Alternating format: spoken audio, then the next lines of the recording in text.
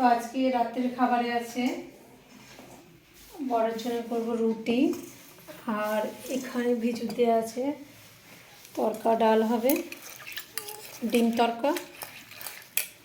আর এখানে করব চাটনি, এটা শুকনো লঙ্কা আর এগুলো লাগবে, রসুন আর খানিকটা বাদাম আর টমেটো, এটা একটা চাটনি হবে।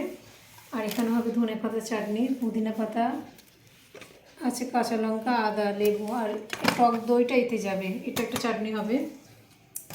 আর এখানে হবে বিফ কাটি কাবাব, এটা সকালে ম্যারিনেট করা আছে। আর আমাদের জন্য হবে ঘওড়া চালের আর ফুলকপি দিয়ে কড়াইশুঁটি দিয়ে একটু বিরিয়ানি মতো করব। আর এখানে অল্প একটু মাংস আছে, এটা আমাদের হবে।